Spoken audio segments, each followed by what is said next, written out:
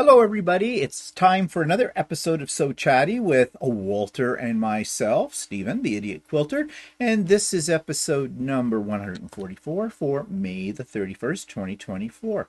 Well, we could start just like we start a lot of shows every month on the news, you know. Can you believe it? It's going to be June tomorrow. Can you believe it? How'd that happen? Can you believe it? Can you believe it?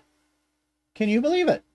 I guess. Okay. Well, so much for the humor and satire. Time marches on. Yeah, right. Here's to a different drummer. But whatever. There was a whole big thing on YouTube. Remember last week? They had all these clips from all these news programs. Yeah, it was on Jimmy Kimmel. Yeah. Can you believe? Oh, that's right. It was on Jimmy Kimmel. Can you believe it's like it happens every year? Like, no, I can't believe it. How did that happen? What a mystery. Anyways, what else is a mystery? What have we been working on? Well, not really a mystery, but here we go. Let's just see. Okay, this is the Churchill block now put into the form of a quilt. And this is the one that you know that Stephanie and I are doing as a sew-along. We're almost to the end of the process, so you're getting kind of a sneak peek at this. What I did with the finished blocks. Now, there are problems with it, and I went over that on Idiot Quilter this week as well, but I have discovered something. Several people wrote to me who are also doing this block, and they're having the same problems. So it isn't just me. I am just not the idiot here. Is it maybe because the thing was designed for a table runner and you put them all together? That was one theory. Actually, one of the people on Sewing with Stephanie and Steven mentioned she did this, and she said she made it into a table runner, but actually in the book, he doesn't say to make it into a table runner. It's a table topper. It's a single block. And as a single block, you would not have the same matching up the intersections problem that you have like I had in those big squares that are up here because they are off. But you see, this is one over here joining into this one. If it was a single block, it's just one, like just one little cornerstone up there. Nobody has come up with the theory about this. People sing the praises of Doug Lico's patterns, and I've got a couple that I've never made. They were freebies. Well, they kind of almost work, right? Yeah, but the thing is, I don't think it's necessarily the way the pattern is written. I still think and it's not that his measurements are wrong. However, it does bring up the question as to how pattern writers write their patterns. Did he do this strictly from a mathematical point of view? Mathematically, it should work with no problems. But in reality, it doesn't take into consideration. This is what my theory is. I know my 1/4-inch seam allowance is accurate because I measured it. I tested it to make sure. The only factor is when you're doing the switch and flip or sew and flip kind of thing on some of these pieces to get the little triangles. And depending on the size of your thread and what side of the line you sewed on, it could throw a piece out by as small as a 1/16 of an inch. If you remember that quilt that I did that I haven't put together yet, I haven't put the batting on yet, but that I was doing that with Stephanie, that thing, and remember we were doing triangles or whatever, half square triangles, and my measurements on the triangles and her measurements on the triangles were the same, and then I sewed them together and she measured my 1/4-inch seam and everything, and hers were slightly different than mine. Yeah. So, and I think both of you were though using the same thread weight. Yeah. Because she uses Aurifil 50, I believe, and you were too. But it is weird. It is a mystery. So, I'm not saying that he doesn't know what he's doing when he writes patterns. He has a lot of patterns out there, and people love his patterns. But this particular one, for whatever reason, was weird. And he used a ruler. He recommended he had this ruler, special ruler for doing the flip arounds. And I'm wondering if you use that ruler, if that's what he used in his samples or whatever, if that makes a difference. But, you know, I have this thing about a pattern, and I know a lot of people do too, that when they recommend a certain ruler that you don't have, and it's sort of a specialty ruler, that, you know, you're loath to buy it if it's going to be a one-off. So I don't know. It'll be interesting. But Stephanie wants to do one of the other blocks that's in the book as well. And I don't know if we'll do it as a sew along or not. But one thing for sure is if we decide to do it as a sew along, I'm going to make a practice block first and really scrutinize it and see if there's problems with that or if this is just a one-off. But it was reassuring hearing that other people, I mean, it's too bad, but reassuring to me that I'm not the idiot, that it happened to other people. Stephanie's been quiet about this. She'll be watching this. Well, I wouldn't doubt that she has had problems, but she did have some. She has enough experience that she's been able to fudge it a bit. Yeah, for sure, with it. But I don't know. It's a mystery. Yeah. So, anyways, another thing here that we can show you, Walter's gift bag, all done, and it's already been given, right? Yeah. And the person loved it. Yeah. It was a retirement gift, right? Yeah. So you can see Walter's signature little decorative detail here, and you do that what with the decorative stitches? Yeah, I just use decorative stitches on the machine. That's one thing. Everybody complains they have all these decorative stitches and they never use them. Well, I occasionally use them. So there's a good way to go about it. And this is the back of his bag as well. And I thought this was a sloth, but it's supposedly a chicken. Green leg. A chick. A bird chick. Oh. Not necessarily a chicken. Oh. Well, I've never seen a bird with green legs, but then again, it's never seen a bird that wears sunglasses. What color legs are blue jays? I don't know. Blue. I don't know. I don't know. Well, the things that called for green legs, and maybe I should have made them yellow. I don't know. I don't know.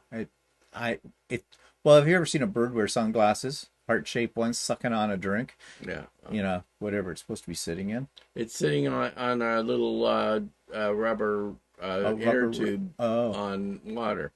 Oh, okay. Oh, yeah, okay. I see it now. All right.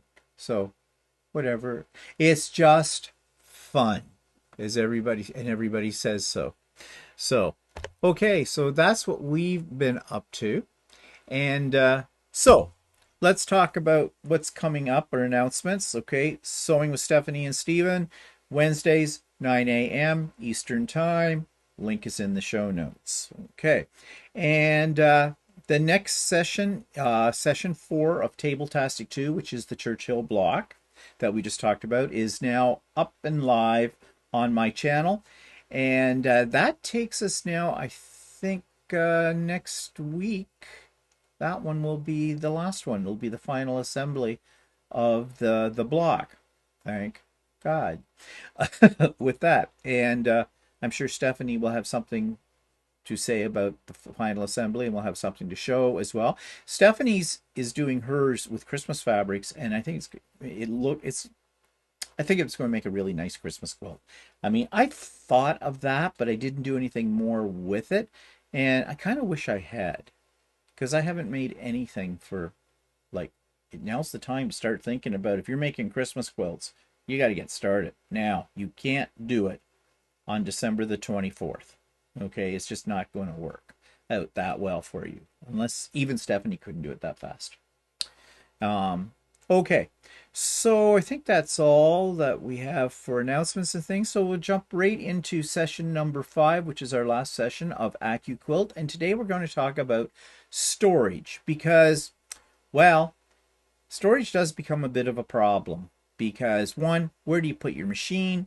2, how do you keep all your dies, and you will collect a lot of dies, how will you keep them all organized, know what you've got, and where are you going to put them?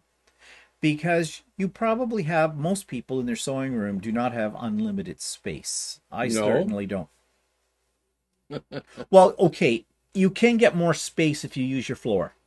Walter's going to write a book on that. How to change your floor into storage space. Yeah, or in other words, just throw it in a heap. That'll work too. So I know some people that are like that. So yeah, well, they're not related to me. except for you. Yeah, you just stick it in a closet and slam the door. You know, out of sight, out of mind. It's so much neater solution. But I do have to purge in here Just as don't well. open the linen closet up here. Well, so every now and then I reorganize it. It's hard to keep towels nicely folded. It's hard. Towel folding is hard. Anyways, we're off topic. Let's get on with it. So, how do I store my machines? Right now, it's really easy because just an update on what's happening with my Accuquilt that I had to go back into Kawartha Quilting. I don't know. Haven't heard from them. I'm not pushing them. I fully expect that it's been sent off to Accuquilt, but I know I'll hear from them. So I'm not going to. If I don't hear anything by the end of next week, then Maybe they stuck it in a corner. yeah, I'm just like the hell with it. He won't remember we have it. Yeah, no, I will. No, they wouldn't do that. I'm just giving them, they're busy people too, and I appreciate what they're doing on my behalf with this. As long as I don't have to deal with Accuquilt directly, because that's a pain in the butt, I'm sure. Although I've had a few people say that they've had some problems with their various machines too, but they were in the States, and they said the customer service at Accuquilt was really good. They thought, guys, so live in hope. But anyways, I'm sure it will be fixed up at some point, and I've got the manual one. But where do I put these two machines? Well, we have talked about this on previous episodes of So Chatty, not necessarily on ones that had to do with this series, but I have a little alcove underneath where my sewing table is all located, because the way that it's all IKEA shelves, right? Or what do you call them? Drawers. Tables. Yeah, drawer things. I mean, there's a huge piece of, there's, what do they call it? Tabletop. Two tabletops that you can buy separately at IKEA to basically make your own desk using a couple of the drawer units. You've probably all seen that kind of solution. And anyways, by the configuration that I have of these, I have a little kind of a cutout space underneath my table, my cutting mat table, and that's where my Accuquilt lives. It's very convenient because it's always plugged in, because I have a power bar mounted under there as well, and I just pull it up, open it up, and bingo. So within seconds it's ready to go. My little portable one is just off in a corner. When I need that, I can pick it up and put it on the table. I don't have to worry about a power supply for that. But ideally, if you own an Accuquilt and you're going to use it a lot, if you can find a dedicated space where you can have it always set up, always plugged in, ready to go at a moment's notice, that would be the most ideal setting. Most of us probably don't have that kind of space. As I said, space is at a premium in most people's sewing rooms. But that's where I put it. It's out of harm's way, and it's pretty easy for me to get at and set up in no time flat. Well, it's when it folds flat, if you have a space that's a little bit, between desks. Yeah, if you have, you could put it that way. You could sort of place it in an area that's sort of off the way. Because it's only when it's folded up, it's only about 7 inches, 6 to 7 inches or so wide. Mm-hmm. So if you've got a little space where you can shove it in, that would work too. But here is something that Accuquilt's doing, and at first I got excited about it, and I was going to pre-order one because that's how you have to get it. And then I got thinking about it again. They have come out with a little platform that attaches to the back half of your cutter. When you've got it opened up in the rollers, you push your die through and it comes out, but it doesn't have much of a support area past that border, or past that roller that it comes out of. So if you're using a longer die, it kind of hangs down. It's not flat. I always put my hand under it when it comes out there to keep it level, because I'm not sure with it, like a teeter-totter going up, I don't know if that would affect over time your rollers or not. But they've come out with this little platform. Now, Eleanor Burns, if you've ever watched any of her videos, and she's using her Accuquilt, She got her staff to make her a little wooden platform that fits right up against the back end of the Accuquilt, and so that supports the die. And that is probably where Accuquilt got the idea. She's had that for a long time. So they now have one that slides in for that. Well, that's a great idea. But they also have a little cupboard in it, a little cubby hole that supposedly you can drop your power brick into that, covered up, and there's a hole for your cord, your power cord to come out of it, and I guess the other one as well, the plug end part. And so your brick is stored there as well. But here's the problem.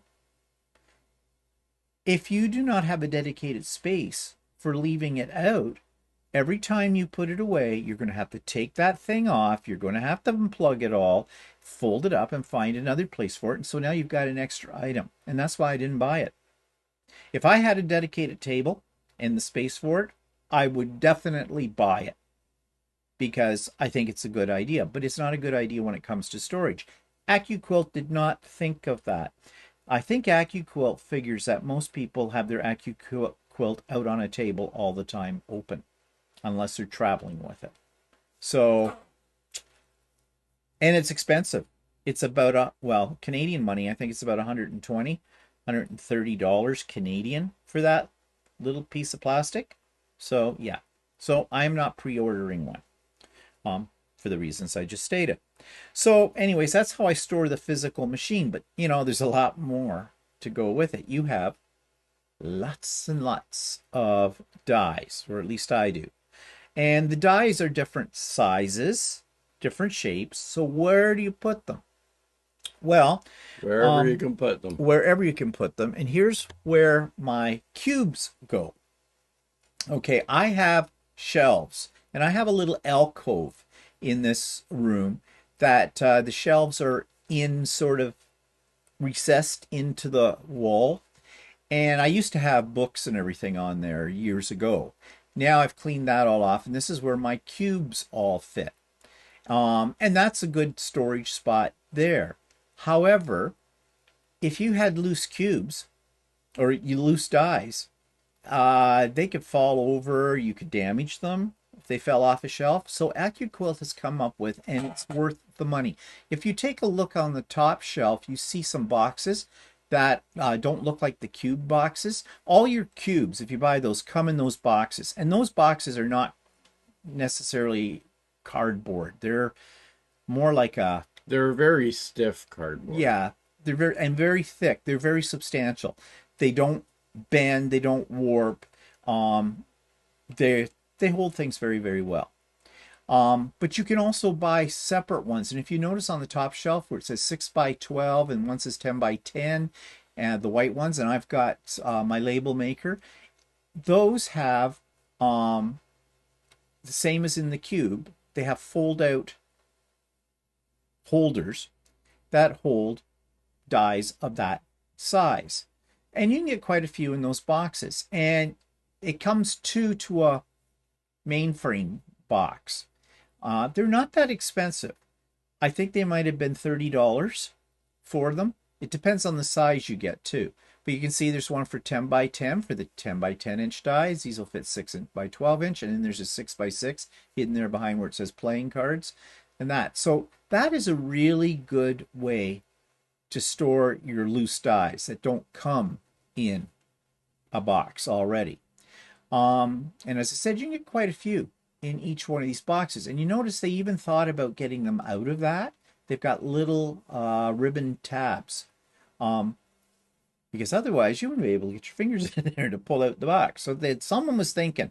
They also have a little label thing on the side of them. I don't use it because that's not very big. That's why I just use my label maker and stick them right to the side of the box. But that is a good way of storing as well. What about your long strip dies? Well, they have racks. And they have different styles of racks, I noticed. And we'll take a look at that in a minute.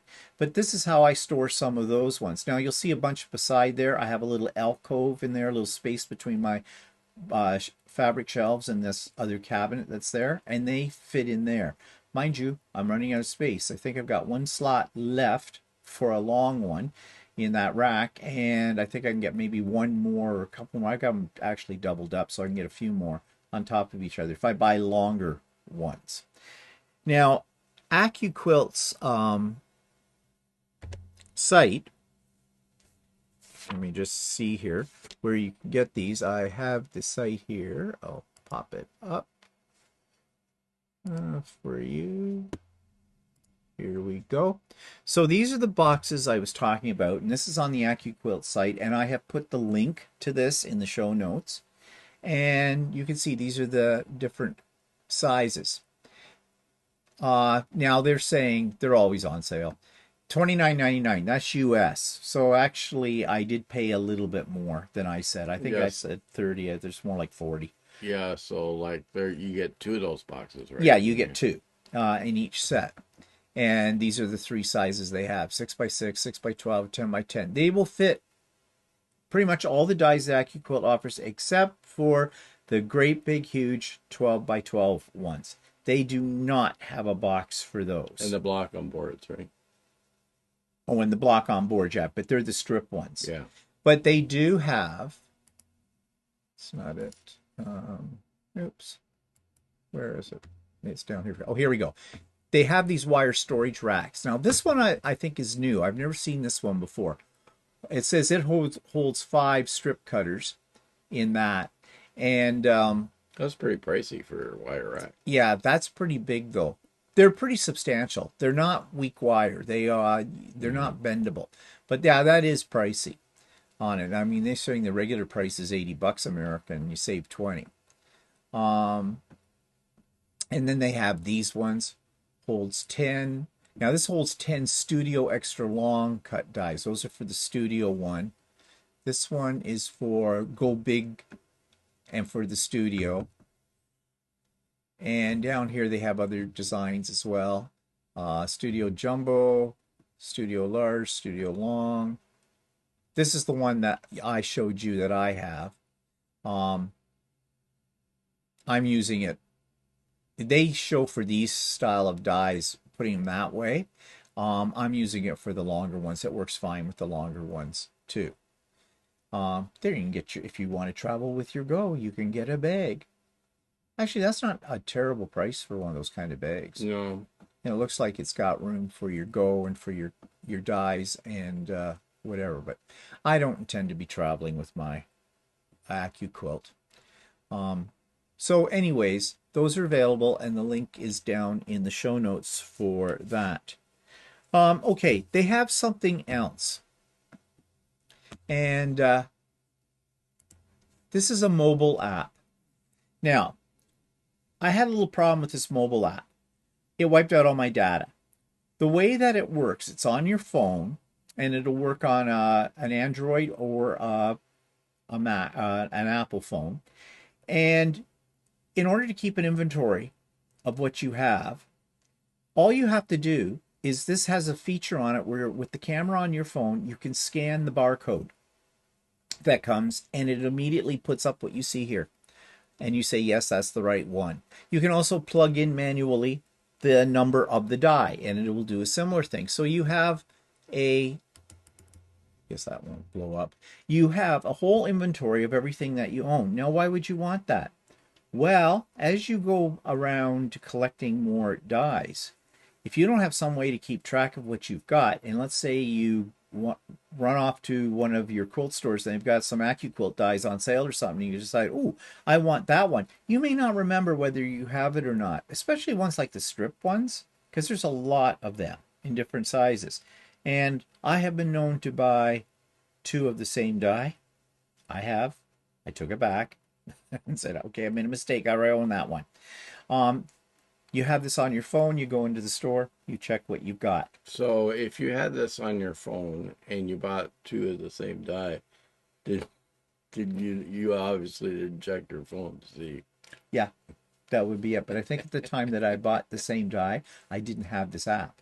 Okay. So I had a problem with this app though last week. All of my data that was in it disappeared.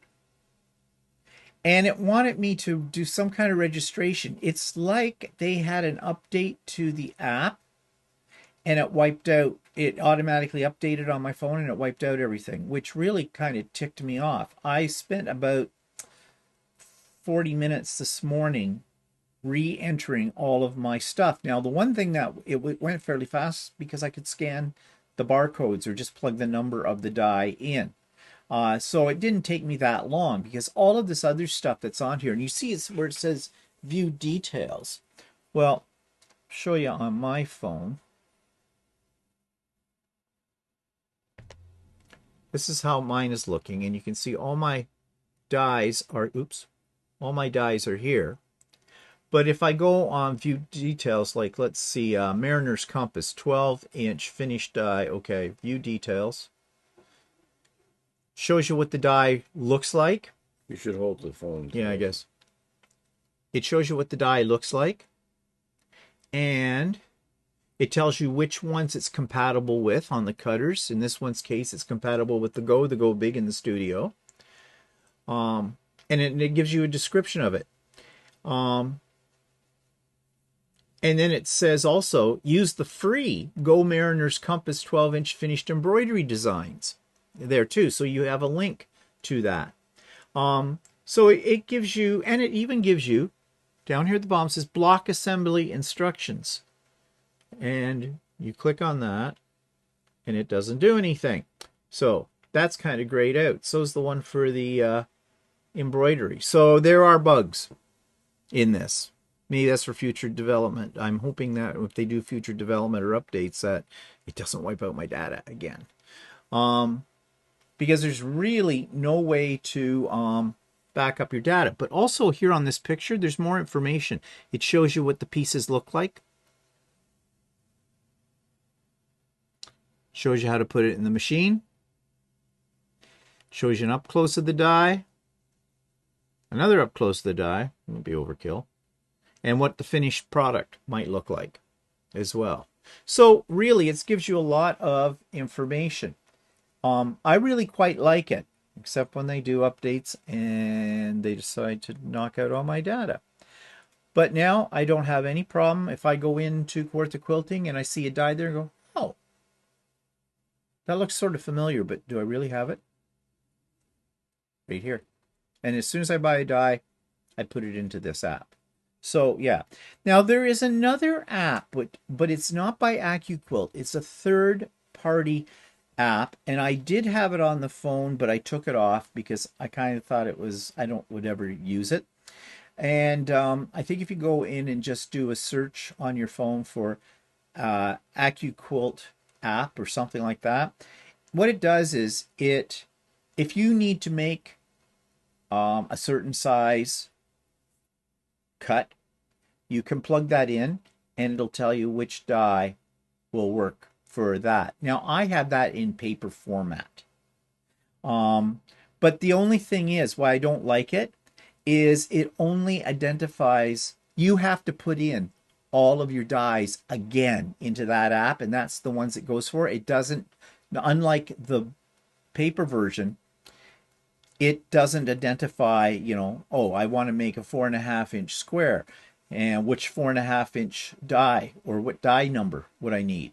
Well, unless I have that already in my phone, it won't tell me.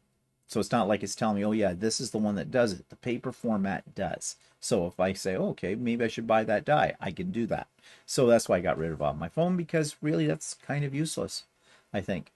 At least for me it is. Okay, so the other thing about resources is the Accuquilt YouTube channel. Let me switch that. Okay, there it is. It's just go in, it's just Accuquilt. You'll do a search. These two ladies seem to be the experts. Those are demonstrators, and they have a program, I think it comes out twice a week, Tuesdays and Wednesdays. They also have some guests. This is an individual. What's his name? I interviewed him once a few months ago. Yeah, Chris. M. Marchand. Let's click them. 2024. They show them on here? No, of course they don't. There. Oh, yeah, well, that's him there. But So I'm going to show you how to prepare a quilt sandwich. Now, this is a small quilt, but the same applies if you're doing a full-size quilt as well. If you're using a print, he goes by Rose City Originals, and it's Chris. Darn, I can't think of what his last name is. But anyways, he is an ambassador for them, and they have him on the show quite often for all of this. And he's very knowledgeable about the best way to use the Accuquilt. Now, the one thing about this YouTube channel is they are selling dies. That is why they have this. So in a sense, it's almost like an info commercial. But they also show what people have made with various dies. They have a whole community of Accuquilt creators on there. And I find it actually kind of interesting to watch because it does generate ideas. It's Chris Marchini. Oh, okay. Chris Marchini. Okay, that's who it is. Anyways, he's on the show quite often with them. So, yeah, it's a good resource, really. If you own an Accuquilt, you probably already know about this. If you don't, and you're thinking about buying an Accuquilt, you should check it out. Because also in their playlists, they have tips and tricks. They talk about various notions to use with your Accuquilt system. So they have a lot here. So check out the playlist as well. You may find something of really interest here. They have the Eleanor Burns Block of the Week, because she is a major ambassador for them as well. And they talk about how to do things like the digital embroidery files, how to use those their way with it all. So it's a good resource. So Accuquilt does have lots of resources as well. Okay. So really, I think we have covered everything that you need to know about Accuquilt. So we hope that the series has demystified for you how to use an Accuquilt, and I hope it also has helped you make up your mind if you've been sitting on the fence whether you want to buy one or not. It is a major expense. There's no two ways about it. But we've been really real about it. Accuquilt is not a tool for every occasion. But, you know, you figure out where you will get the most benefit from it. And actually, the more dies you own, the better, especially the cubes. The cubes are great. They're a good value for the money, and they do so much with that. So, whereas the more of the ones that are more dedicated to a particular block or to applique might be, well, the ones that are more applique might be a one-off, depending on how often you're going to use it. I bought one the other day. I was thinking it was a die. Should have known better. It's actually an applique. It's a neat applique.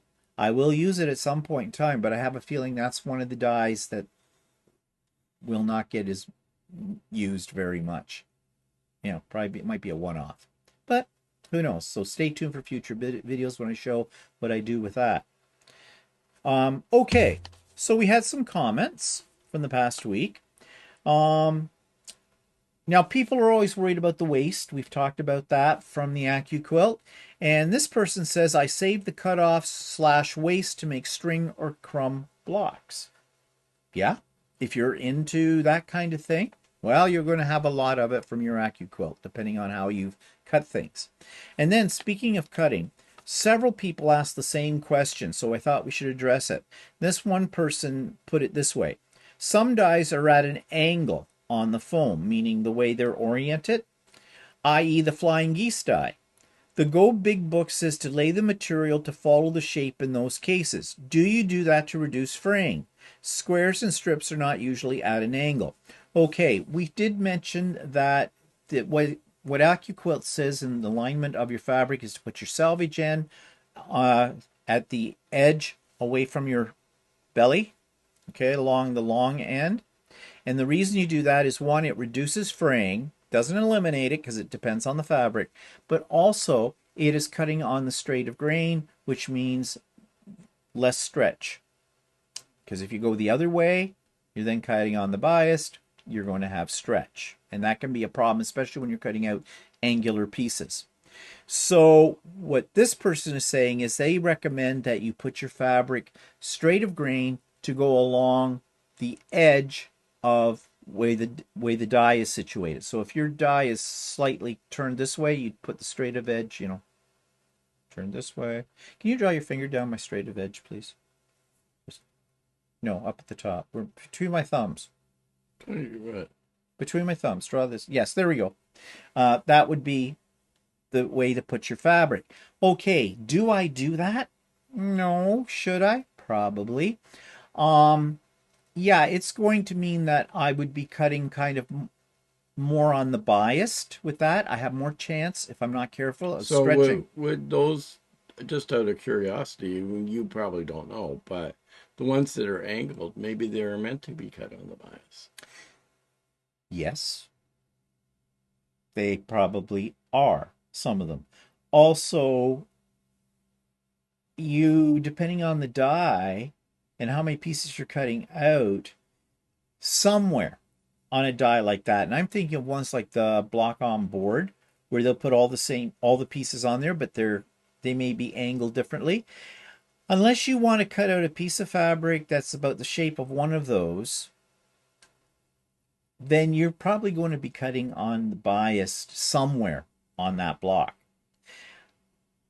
I don't worry about cutting on the bias. I imagine if you're using quilting cotton, it doesn't tend to give as much as other fabrics. No.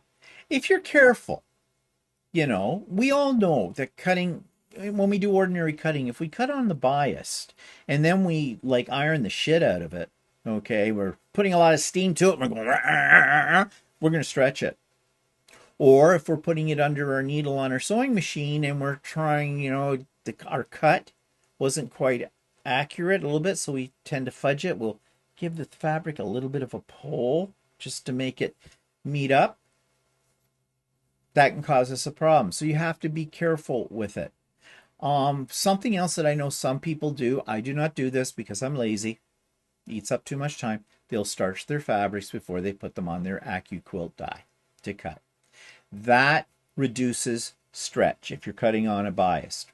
Doesn't eliminate it, but it reduces it. But I can't be bothered. Like I said, if you're careful, you're okay. It's not going to, you're not going to look at it and it's going to stretch. Okay? You got to tug on it a little bit to get it to stretch. So don't tug on it if you're worried about that. So yeah, probably a good tip, probably something in a perfect world you should follow, but I don't get too worried about it. Doesn't bother me at all. Okay, so I hope that answers your question. If you've got your own Accuquilt system, you can experiment with that on a piece of scrap fabric and just see how much of a difference it's going to make to you. Like anything, you have to experiment. Okay, now on to sewing machines. These two comments. One person wrote, I notice a lot of issues with Janome and Bernina. I swear they make small things break or so many dumb sensors that go off that you can fix at home, but they make so much money off it. I think they meant that you can't fix at home, but they make so much money. Or I don't know. I'm confused by this. Let me read this again. I swear they, meaning the manufacturers of sewing machines, make small things break or so many dumb sensors that go off that you can fix at home, but they make some money off it. I'm confused what that means. I know people don't like Fath because Singer makes it, but it has been the best machine I've ever owned. I do love my old Janome for embroidery. Okay, I'm not really sure what this person is saying, but I think the bottom line here is, as far as this person's concerned, Janome and Bernina purposely make things that are going to break on your machine so that you have to take it in and spend money to have it fixed by them. Well, I don't know. I've been sewing my 6700P for several years. I don't usually take it in, and I've never had anything go wrong with it. I mean, yeah, it's a machine. Things break. okay, on anything you're using, something that you use a lot, there's bound to be something that will break on your machine if you're not careful, or sometimes accidents happen. Like I had to have my feed dogs replaced because I kind of dropped my needle down on Yeah. top of them and And I shattered them. accidentally put my foot on backwards one day in a hurry, and it knocked, the needle went through the back of it. So, and I don't know how you put your foot on back. Oh, you put, okay, you mean the foot part, not the, Yeah, yeah. okay, the shank. Yeah. So shit happens, right? On these things, and you can't necessarily fix it yourself. I guess the suggestion here is that these companies purposely build in things so that they can continue having them. I don't know if they do. I don't think they do. I don't think And I don't consciously think, they do. I think this person has a, I don't know, maybe they have an old faff, I don't know, but the new faffs are like have tons of electronics and crap like that in it too. So I don't think any one machine is any better than another type of thing. And obviously this person is leaning to their faff faff machine, which who knows, I don't know, might be an old machine or something like that. Well, she Like, said she's had it a long time. yeah, okay, so it's an old machine. Yeah, old machines were built like bricks, and they had less parts on them, less moving parts. They didn't have electronic parts and things like that. Yeah, they're different. The more bells and whistles you have, the I more they mean, can the go new wrong. machines are all electronically controlled, and they like. I mean, the old machines, if you went from a straight stitch to a zigzag stitch, it was a cam inside, an actual piece thing inside, mechanical thing that made it go to the zigzag stitch. Whereas the new machines, they're all done by computer. Yeah. It's electronic. So yeah, if the electronic part busts, then you're kind of screwed. Yeah. But I mean, I don't think they build these machines to go bad. Now maybe if you buy a low end machine, like a very cheap bottom of the line machine, like that cheap brother you had, Yeah. right? You had a really inexpensive It was brother, very, very and cheap. it was built crappy. Yeah. Right. So I can see if you buy a machine that's like the bottom of the line machine that that's not worth very much money, it might go. But as far as I know, Genomes don't have, even their bottom of the line machines are really good. So, Now, we talk a lot about Janome. Why? Because we own Genomes. yeah. They're what we started with. We have a Janome dealer here, local to us, in our quilt store and the whole bit. We are not saying that Genomes are better than any other brand of machine. We just talk about our experience with them. So Right. we're not trying to sell you a Janome, because there's no gain for us in doing that. If you've got something, oops, got a thumbs up. If you've got something that is working well for you and you're happy with it, stick with it. Yeah. You No, know. we have had problems with previous machines. Yep. But my current machine works fine. Yours current machine Yep. works fine. Yep. Everything's working, knock wood, and that kind of thing. I've had minimum amount of problems with them. So yeah. But I think what more or less is happening in this is it's not that they're doing it on purpose for the machines to break down. It's a design flaw. And that can happen. Like I think with my Accuquilt machine, the way that they've designed the plug that goes into it, that is a design flaw. Okay, with it. It isn't that they purposely did that because they wanted your machine to break down. That's not good business for them, you know. So yeah, but you know, a lot of people work on the design of these machines, and they should be tested and whatnot. But who knows? Everybody's results may vary depending on seems users. like it's like with anything though, really, is that the older, like dishwashers used to last for 20 years, 30 years or whatever, and now they last, you're lucky if they last 6 or 7 years. So, and it all comes down to the quality of the products they're putting into them, and they want to make a profit, so they're sourcing their parts and everything being made to whoever can produce what they want for the least amount of money. For example, I took apart this week the M7 to clean it. And I've got a whole video about that that'll go up next week. So watch Idiot Quilter next week for that information. But here's what I discovered. I have been told that Janome on the upper level machines, in the M7's an upper level machine, that the parts are metal, not plastic. No, what they mean is the frame inside is still metal, but the gears are nylon, which looks like plastic, but it's stronger than plastic. It's nylon. That's in the upper level machines. In fact, I don't think there is any upper level, no matter how much money you pay, that will have all metal gears in the modern machine. If you read the thing carefully, it just says that the frames are... Yeah, but it's the way it's put, or the way it's written, your brain jumps over the word frame. And you think, okay, the parts are. They're not the gears. Most of the parts in there are metal. But I discovered that when I was in there. Now, really, good quality nylon parts in that will probably last as long as metal gears. I mean, unless you're going in there with a screwdriver and jamming it into the sprockets or whatever, you're going to be fine with it. But people seem to think that that's not good. That is how life is now. Are they as good as the ancient machines? Probably not, but the ancient machines had less on them. Why do people love featherweights? Featherweights are doing a straight stitch. They're lighter. They are metal because they came from an era where everything was metal.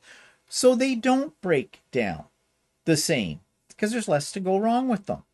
Yeah. And when they do break down, they're actually pretty easy to repair yourself. No, like my old mother's old machine and stuff. They didn't have fancy stuff on it like needle threaders and thread cutters. They didn't have a buttonholer. Right, you had to do a button manually. Yeah, and stuff like that. And mine has a buttonholer now, and I don't know how I would be able to do it with. But it's. Yeah, we all harken back to the good old days when things didn't break down as often as they do now. But guess what? We can't go backwards in time, and we're pretty much stuck with what we have. So again, that brings up the whole point of keeping your machine clean, keeping it oiled. Yeah, like a lot of the new machines have very few oiling points. Yeah. Because they have what they call sealed units in it, and the sealed units are pretty much lubricated all the time. You can't. Yeah, the Janome has only one spot on the Janome M7 and the Skyline S7. Those are the two machines that I've taken apart and cleaned, and that was told in the instructions through the course that I took, do not oil anything inside the machine, because if you do, because what Walter just said, they're sealed units, if you get some of that oil into one of those units, it will, because it does not mix well with what they use, and it will corrupt what they have used and can cause you a lot of trouble. And this does not come from the manufacturer. This comes from a third party who's teaching you how to fix or how to clean your machine. Okay? So, yeah, you are supposed to grease, if needed, the gears on there. And that course showed me how to do it. I didn't have to do it on either machine. They're fine. They're fine. But that, I would imagine they're fine for many, many years before that. Yeah, I think so. But anyways, there'll be more about that on my video next week on the Idiot Quilter.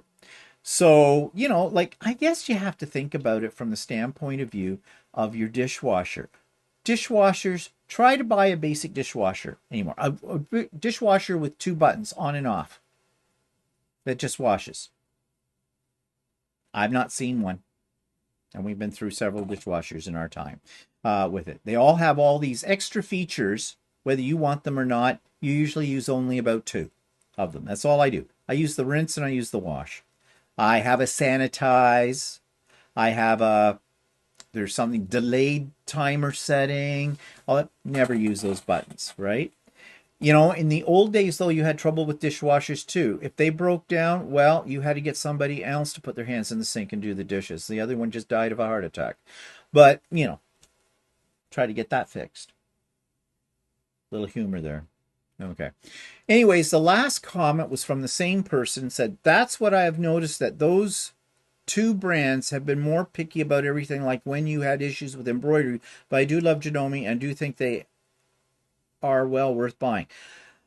I'm not sure what this comment is. That's what I've noticed. Okay, and this was in response to their comment a moment ago that they had written.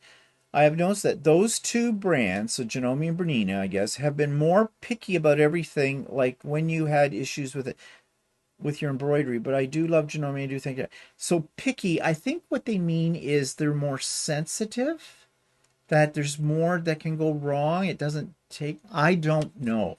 I think they're talking about your old 15,000. But that's not where they wrote this comment. They wrote it on our So Chatty from last I know, week. but maybe so they're referring back to the embroidery problems you were having with your 15,000. Maybe. I'm just really confused about what the point is that's being made. That's because people don't write comments and explain themselves. No. Right? So, and that's what you get. And don't necessarily write very well. English.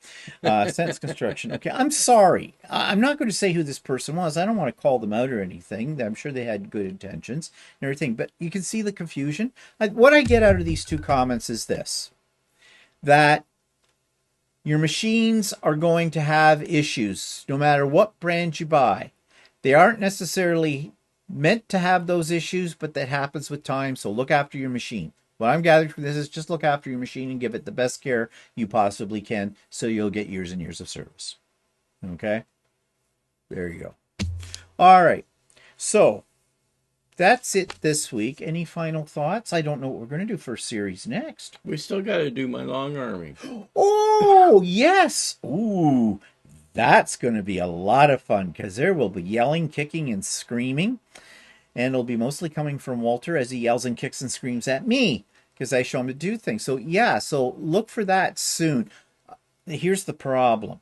I don't have a problem with this. It's getting him motivated to do this. So when do you want to do this? When do you want to start doing this? Next week sometime. Okay. It'll probably be a day's project. We'll be fine. because we can't just keep coming back to it over time fine. because I want to use my Lucy too. So I don't want your bloody quilt stuck on there for 3 years. Yeah. So, but okay, so something to look forward to. It is going to be fun, and I have a feeling I will probably learn a few things. Yes, I know more about it than Walter does, but he'll say to me, "Well, why do you do it that way when you could do it this way?" And I'll go, "Shit, I didn't think of that." But whatever. So stay tuned for that. That's going to be lots of fun. We'll see when that comes up. Hopefully next week it'll start. We'll see. Okay, that's it. Hope you have a nice weekend, and hope you enjoyed the Accuquilt series. If you have any questions or further comments, please put them in the show notes below or send them directly to me, and we will do the best we can to kind of answer them. And yeah. So, any final words? Nope. Good. All right. We'll see you later. Bye for all. Bye for now. That's what I meant. Bye for. I don't know where that came from. Whatever. And if you like this video, please press subscribe and hit the notification bell so you'll never miss another one of our episodes. It really helps us out a lot on the channel so we can continue bringing you quality programming. I'm going to be sick now. Bye.